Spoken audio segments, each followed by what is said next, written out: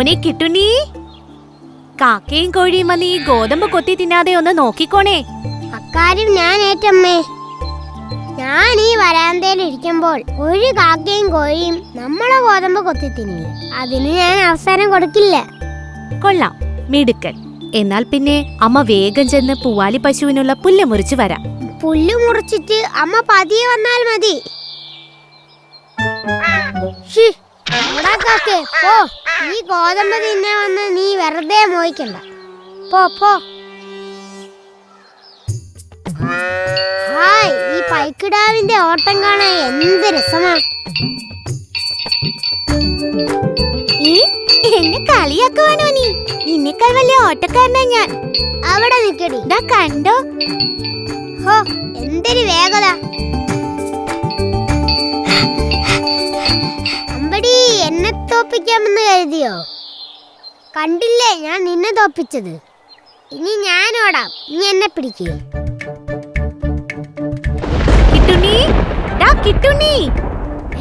അമ്മ വിളിക്കുന്നുണ്ടല്ലോ. ആ, ആവശ്യം പോലെ വിളിച്ചോട്ടെ. എനിക്ക് പൈക്കിടാവിന്റെ കൂടെ കളിക്കണം. മഴ പെയ്യാന്ന് ഓർത്തായിരിക്കും അമ്മ വിളിക്കുന്നത്. ആ ഗോതമ്പ് അമ്മയ്ക്ക് തന്നെ വാരി വെക്കാമല്ലോ. മോനെ, എന്റെ അമ്മയാണല്ലോ ആ വിളിക്കുന്നത്. കിട്ടുണ്ണി, ഞാൻ കളി നിർത്തി. എന്റെ അമ്മ വിളിക്കുന്നു, എനിക്ക് പോണം. അമ്മ വെറുതെ വിളിക്കുന്നതാവും. പോവല്ലേ പൈക്കിടാവേ, നമുക്ക് കളിക്കാം. ഞാൻ കളി നിർത്തി, എനിക്ക് പോണം. ആ, പോണവരൊക്കെ പോട്ടെ. എന്റെ അമ്മ വിളിച്ചിട്ട് പോലും ഞാൻ പോയില്ല. നല്ല കൂട്ടുകാരിങ്ങനെയല്ല, എപ്പോഴും ഒരുമിച്ച് നിൽക്കും. നീ എന്താ ഇങ്ങനെയെന്ന് അവളോട് എനിക്ക് ചോദിക്കണം.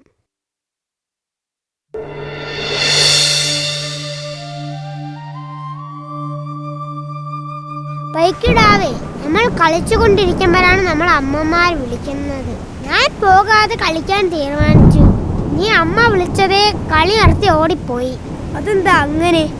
കിട്ടുണ്ണി, അമ്മമാർ നമ്മളോട് ഓരോ കാര്യങ്ങൾ പറയുന്നത് നമ്മുടെ നന്മയ്ക്ക് വേണ്ടിയാണ്. നമ്മളത് കേൾക്കാതെയും അനുസരിക്കാതെയും ഇരുന്നാൽ നമ്മൾക്ക് തന്നെയാണ് അത് ദോഷം ചെയ്യുന്നത്.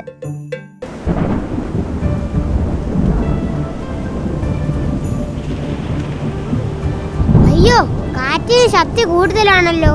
വല്ല മരവും മറിഞ്ഞു വീഴുവോ? അമ്മ വിളിച്ചപ്പോ അങ്ങ് ചെന്നിരുന്നെങ്കിൽ ഇപ്പൊ എങ്ങനെ പേടിച്ചു നിൽക്കേണ്ട അവസ്ഥ ഉണ്ടാകുമായിരുന്നോ കിട്ടുണ്ണി? ശരിയാ, അമ്മയെ അനുസരിക്കാത്തതാണ് എന്റെ തെറ്റ്. വിഷമിക്കണ്ട കിട്ടുണ്ണി, ഇനി അങ്ങനൊന്നും ഉണ്ടാവാതെ ശ്രദ്ധിച്ചാൽ മതി. ആ, മഴ കുറയുന്നുണ്ടല്ലോ.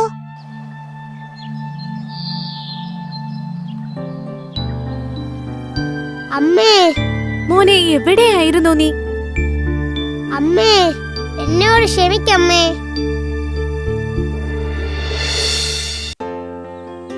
ഒരു മനോഹരമായ കൊച്ചു ഗ്രാമത്തിലായിരുന്നു അമ്മിണി മുത്തശ്ശിയും കിച്ചുവും താമസിച്ചിരുന്നത്. ഇരുവരും വളരെ സന്തോഷത്തിലായിരുന്നു ജീവിച്ചിരുന്നത്. മുത്തശ്ശിക്ക് സ്വന്തമായി 2 പശുക്കളും ഉണ്ടായിരുന്നു. അങ്ങനെ ഒരു ദിവസം മുത്തശ്ശിയും കുട്ടിയായ കിച്ചുവും പശുക്കുട്ടിക്ക് തീറ്റ കൊടുക്കുകയായിരുന്നു. മോനെ കിച്ചു, കറുമ്പി പശുവിന് ആ പുല്ലെടുത്ത് കൊടുക്ക്. ശരി മുത്തശ്ശി.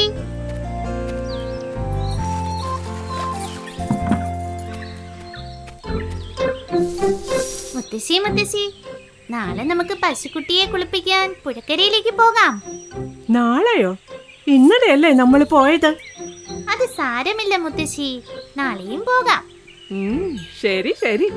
ഈ കുട്ടിയുടെ ഒരു കാര്യം, നിനക്ക് വെള്ളത്തിൽ കളിക്കാനല്ലേ? പോ മുത്തശ്ശി, ഞാൻ വെള്ളത്തിനൊന്നും കളിക്കില്ല. എടാ കൊച്ചു കള്ള, ഇങ്ങനെ മുത്തശ്ശിയോട് നുണ പറയാമോ? ആ സമയം ഗ്രാമപാതയിലൂടെ ഒരു ഭിക്ഷക്കാരൻ വിശന്നു നടന്നു വരുന്നുണ്ടായിരുന്നു. മുത്തശ്ശിയെ കണ്ട ഭിക്ഷക്കാരൻ പതിയെ മുത്തശ്ശിയുടെ വീടിനടുത്തേക്ക് നടന്നു.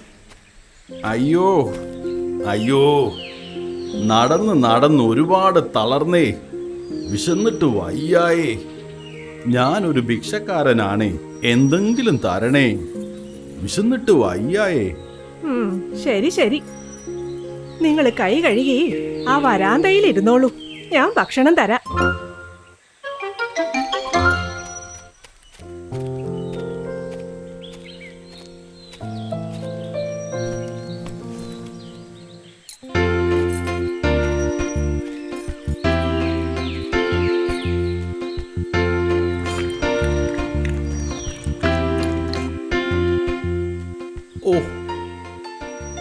ഒരുപാട് നന്ദിയുണ്ട് മുത്തശ്ശി. അതൊന്നും സാരമില്ല. വിശക്കുന്നവർക്ക് ആഹാരം നൽകുന്നതല്ലേ വലിയ കാര്യം. അതെയോ? എങ്കിൽ നിങ്ങളുടെ മാലയിങ്ങെടുക്ക് വൃദ്ധസ്ത്രീ, ഇല്ലെങ്കിൽ... ആഹാരം കഴിച്ച് തളർച്ച മാറിയപ്പോൾ ഭിക്ഷക്കാരന്റെ മട്ടും ഭാവവും മാറി. അയാൾ ഒരു കൊള്ളക്കാരനായിരുന്നു. കൊള്ളക്കാരൻ അട്ടഹസിക്കാൻ തുടങ്ങി. അത് കണ്ട് പാവം മുത്തശ്ശിയും കിച്ചുവും ഭയന്നുപോയി. അയ്യോ, ഞങ്ങളെ ഒന്നും ചെയ്യല്ലേ, ഞങ്ങളെ പാവങ്ങളാണ്. എങ്കിൽ ഇങ്ങെടുക്ക് വൃദ്ധസ്ത്രീ നിങ്ങളുടെ മാലയും വളയും. മുത്തശ്ശി, ഇതൊക്കെ അതിന് സ്വർണമാണോ? മുത്തശ്ശിയല്ലേ പറഞ്ഞത് സ്വർണമെല്ലാം മുറിയിൽ അലമാരിയിൽ സൂക്ഷിച്ചു വച്ചിട്ടുണ്ടെന്ന്. എന്ത്? സ്വർണമല്ലാത്ത മാല ഊരിത്തന്നു പറ്റിക്കാൻ നോക്കുന്നു? ഞാൻ വിഡ്ഢിയാണെന്ന് കരുതിയോ? എവിടെയാ മുറി? മാറി നിൽക്കും.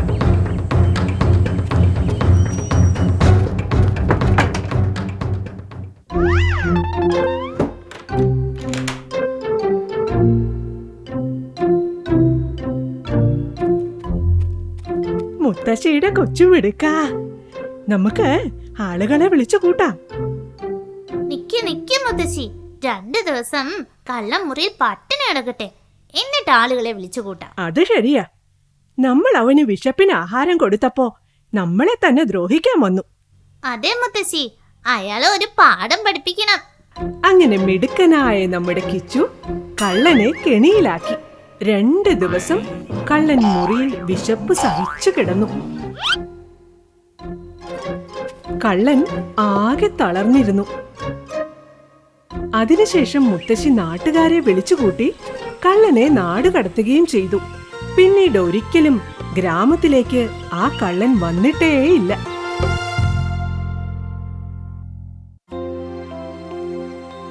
ഒരിടത്തൊരിടത്ത് ഒരു മുത്തശ്ശി ഉണ്ടായിരുന്നു. മുത്തശ്ശി തന്റെ വീടും പരിസരവും എല്ലാം എപ്പോഴും വൃത്തിയായി സൂക്ഷിക്കുമായിരുന്നു. പൂക്കളും ചെടികളും വെച്ച് പിടിപ്പിച്ച് തന്റെ വീടും പരിസരവും എപ്പോഴും ഭംഗിയായി സൂക്ഷിക്കുമായിരുന്നു.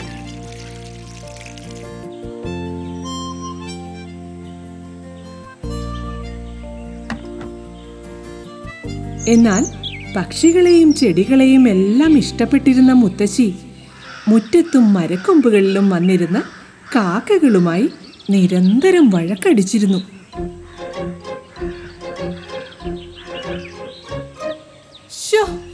ഈ കാക്കകളെ കൊണ്ട് തോറ്റു.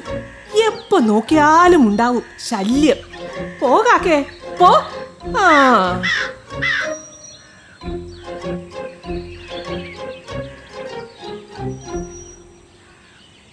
മുത്തശ്ശി എന്തിനാ ഈ പാവം കാക്കകളെ ആട്ടി ഓടിക്കുന്നത്?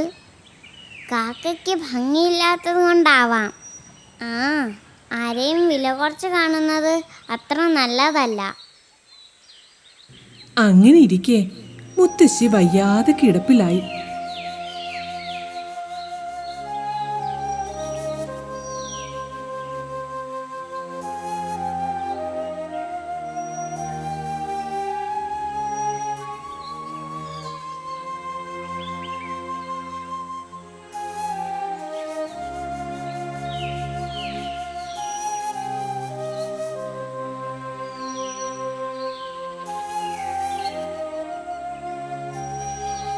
മുറിയിലെ കട്ടിലിൽ കിടക്കുന്ന മുത്തശ്ശി ജനാലയിലൂടെ തന്റെ മുറ്റത്ത് വീണ് കിടക്കുന്ന ഇലകളും കമ്പുകളും കണ്ട് വിഷമിച്ചു.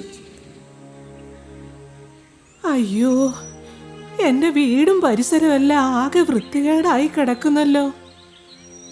എന്താ ചെയ്യ? ഇനിയിപ്പൊ അസുഖമൊക്കെ മാറിയിട്ട് ഒക്കെ വൃത്തിയാക്കാം. ഒരു സഹായത്തിന് ആരെങ്കിലും ഉണ്ടായിരുന്നെങ്കിൽ.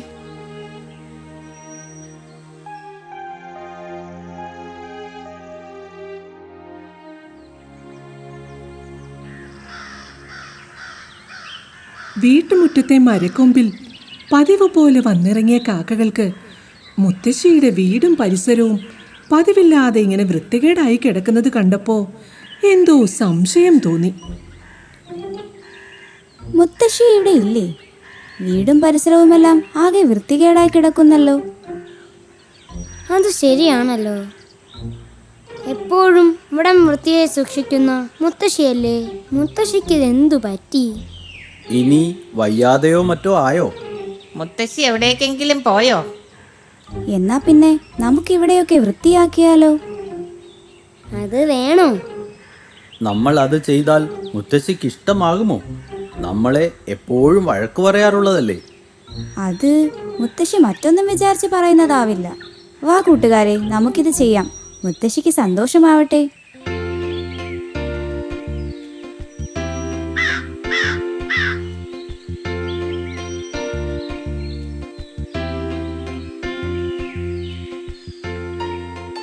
ഇവന്മാർക്ക് കിട്ടിയതൊന്നും പോരെ.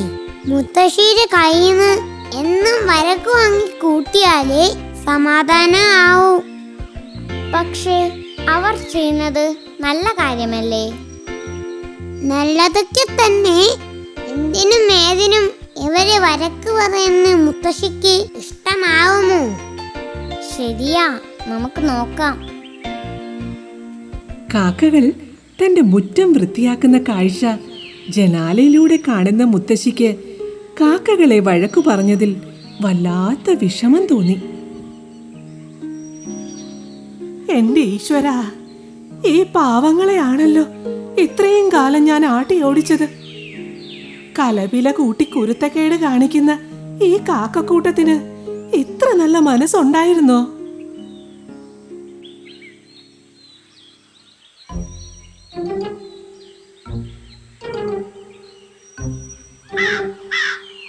ഏയ് മക്കളെ, പോകല്ലേ പോകല്ലേ, പേടിക്കണ്ടാട്ടോ. ഇനി ഞാൻ നിങ്ങളെ ഒന്നും ചെയ്യില്ല. ഇത് കണ്ടോ, നെയ്യപ്പവാ. ഇത് നിങ്ങൾക്കുള്ളതാ. വാ, വന്ന് വയറ് നിറയെ കഴിച്ചോ. വാ മക്കളെ, വാ, വന്ന് കഴിച്ചോ.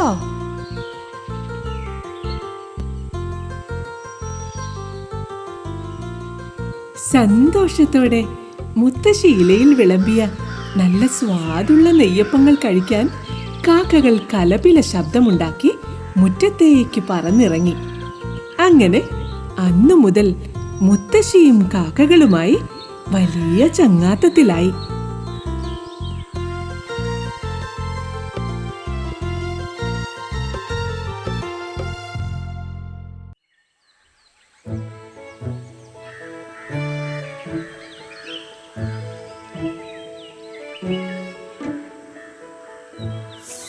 ഹായ് മുത്തശ്ശി, ഈ നെയ്യപ്പത്തിന് എന്തൊരു മണമാണ്. എങ്ങനെയാണ് മുത്തശ്ശി ഈ നെയ്യപ്പത്തിന് ഇത്രയും രുചി വരുന്നത്? നെയ്യപ്പം കൊള്ളാവോ? ഇഷ്ടമായോ? എന്ത് രുചിയാണ് ഇതിന്. എനിക്ക് ഒരുപാട് ഇഷ്ടമായി. മുത്തശ്ശി, ഈ നെയ്യപ്പം എങ്ങനെയാണ് ഉണ്ടാക്കുന്നത്? ഇത് നല്ല വറുത്ത അരിപ്പൊടിയും ശർക്കരയും എള്ളും പഴവും നെയ്യും ഏലക്കായും ഒക്കെ ചേർത്ത് എണ്ണയിൽ വറുത്ത് കോരി എടുക്കുന്നതാ. ഇങ്ങനെയാ നെയ്യപ്പം ഉണ്ടാക്കുന്നത്. നല്ല രസമുണ്ട് കേൾക്കാനും. അയ്യോ മുത്തശ്ശി, എന്റെ നെയ്യപ്പം കാക്ക തട്ടിക്കൊണ്ടുപോയി.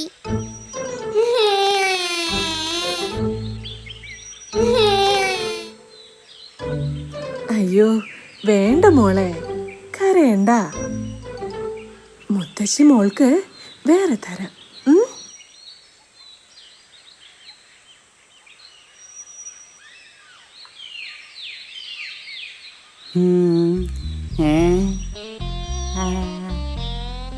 നല്ല മണം വരുന്നുണ്ടല്ലോ.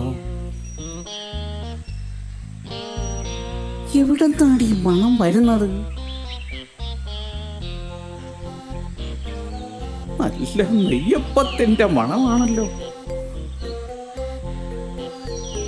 ഈ കാട്ടിൽ ഇത് എവിടെ നിന്നാണ് നെയ്യപ്പത്തിന്റെ മണം? ഓ,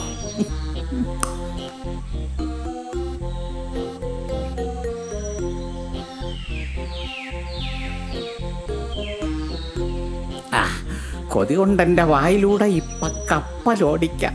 ഓ.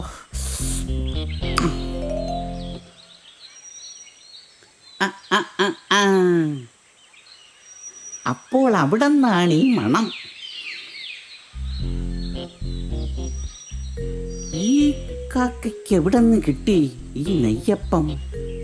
ഇവളോട് കുറച്ച് ചോദിച്ചാലോ? മുഴുവനും ചോദിച്ചാൽ തരില്ല. പകുതിയെങ്കിലും കിട്ടിയിരുന്നെങ്കിൽ. ആ, എന്തെങ്കിലും സൂത്രം ഒപ്പിച്ചാൽ ആ നെയ്യപ്പം തട്ടിയെടുക്കാം. ലാലാ ലലാ, ലാലാ ലലാ, ലാലാ ലലാ, ലാലാ ലലാ. ഇതെന്താ കുറുക്കച്ചാ പാട്ടൊക്കെ പാടി? നല്ല സന്തോഷത്തിലാണല്ലോ. ലാലാ ലലാ, ലാലാ ലലാ, ലാലാ ലലാ, ലാലാ ലലാ. പാട്ട് കേൾക്കുമ്പോഴും പാട്ട് പാടുമ്പോഴും കിട്ടുന്ന സന്തോഷം ഒന്ന് വേറെ തന്നെയല്ലേ? ലാലാ ലലാ, ലാലാ ലലാ, ലാലാ ലലാ. നന്നായിട്ടുണ്ട്. പക്ഷേ ഈയിടെയായി കാട്ടിലൊരു സംസാരമുണ്ട്. എന്നെക്കാൾ നല്ല പാട്ട് നിന്റെയാണെന്ന്. ശരിയാണോ? ആണോന്നോ? എന്റെ പാട്ടിനോട് മത്സരിക്കാൻ കുയിലിനു പോലും ആവില്ല. എങ്കിൽ കാക്കപ്പെണ്ണേ, നീ ഒരു പാട്ട് പാടാമോ?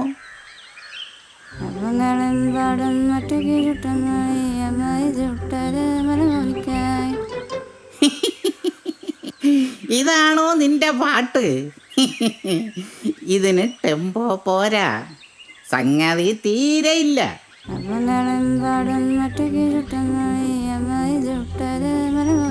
ഓ, ഒന്ന് വ്യക്തമായി പാടൂ, അപ്പം കിട്ടും. അപ്പങ്ങളും പാടും. അയ്യോ, ഞാൻ അപ്പോഴേ പറഞ്ഞില്ലേ അപ്പം കിട്ടുമെന്ന്. അപ്പം എനിക്ക് തന്നെ കിട്ടി.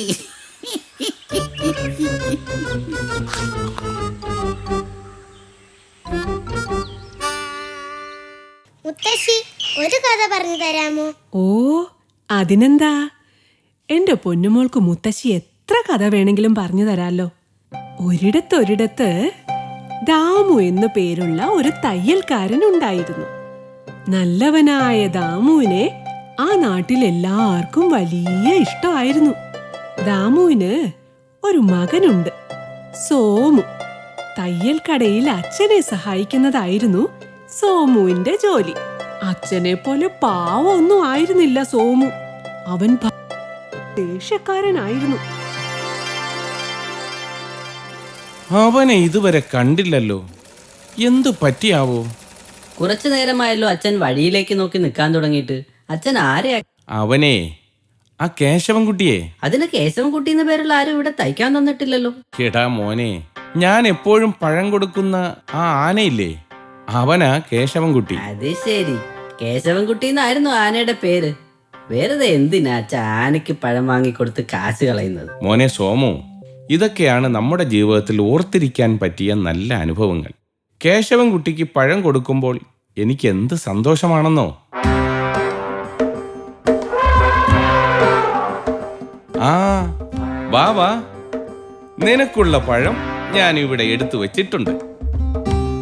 ഈ നശിച്ച ആന ഇതുവഴി വന്നില്ലായിരുന്നെങ്കിൽ ഈ പഴം മുഴുവൻ എനിക്ക് തിന്നാമായിരുന്നു. ആ, മുഴുവനും തിന്നോടാ കേശവൻകുട്ടി, നല്ല ഏത്തപ്പഴമാ. ഓ, ഈ ആന ഒരു പഴക്കൊതിയന. കണ്ടില്ലേ, എല്ലാം ഒറ്റയടിക്ക് വിഴുങ്ങിയത്. ഇവന് പഴമല്ല, സൂചി കൊണ്ടൊരു കുത്താണ് കൊടുക്കേണ്ടത്. ആ, എന്നാ പിന്നെ കേശവൻകുട്ടി പുഴയിലേക്ക് പൊക്കോ. നാളെ നിനക്ക് ഞാൻ നല്ല പൂവമ്പഴം വാങ്ങി വയ്ക്കാം.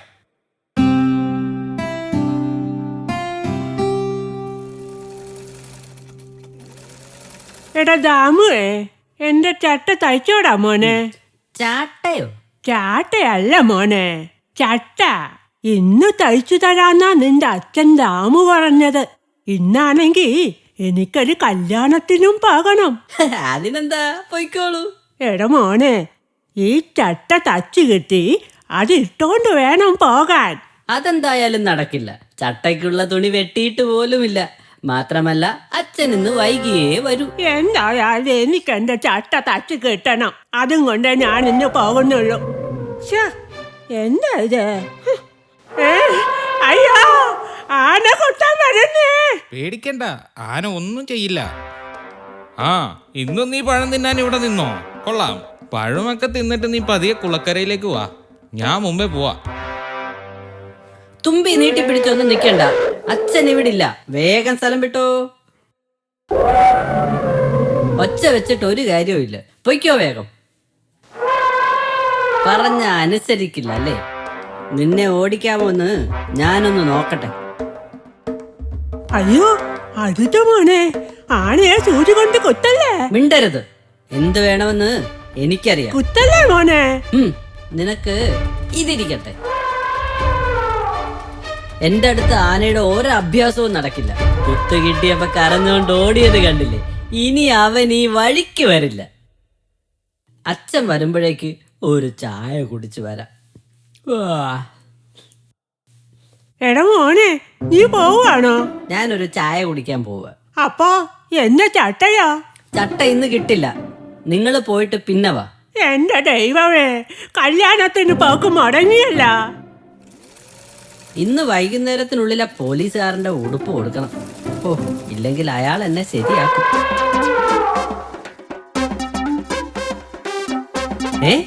നീ വീണ്ടും വന്നോ? കിട്ടിയതൊന്നും മതിയായില്ലേ?